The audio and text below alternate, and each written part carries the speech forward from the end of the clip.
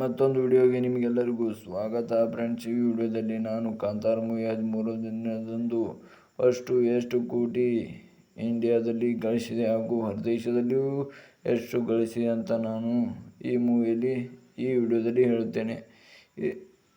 ಈ ಮೂವಿಯಲ್ಲಿ ರಿಷಬ್ ಶೆಟ್ಟಿ ಸರ್ ಮತ್ತು ರುಕ್ಮಿಣಿ ವಸಂತ್ ಮ್ಯಾಮ್ ನಿಮಗೆ ನೋಡಲು ಸಿಗಬಹುದು ಹಾಗೂ ಈ ಮೂವಿಯ ಒಟ್ಟು ಬಜೆಟ್ 125 ಕೋಟಿ. ಈ ಮೂವಿಯು 11ನೇ ದಿನದಂದು ಆಲ್ ಇಂಡಿಯಾ ಕಲೆಕ್ಷನ್ ಗಳಿಸಿದ್ದು 453 ಕೋಟಿ 41 ಲಕ್ಷ ಗಳಿಸಿದೆ 11 ದಿನದಲ್ಲಿ. ಹಾಗೆ ಇದು 12ನೇ ದಿನದಲ್ಲಿ ಈ ಮೂವಿ 14 ಕೋಟಿ 26 ಲಕ್ಷ ಗಳಿಸಿದೆ ಹಾಗೂ ಇಂದು ಈ ಮೂವಿಯು ಕರ್ನಾಟಕದಲ್ಲಿ ಮತ್ತು ಹಿಂದಿ ಮಾರ್ಕೆಟ್ನಲ್ಲಿ ಮತ್ತು ತೆಲುಗು ಮಾರ್ಕೆಟ್ನಲ್ಲಿಯೂ ಒಳ್ಳೆಯ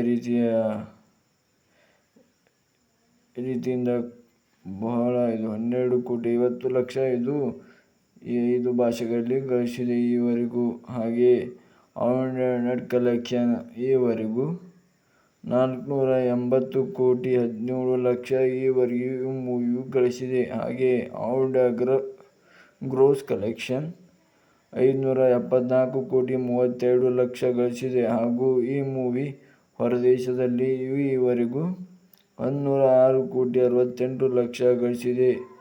ಈ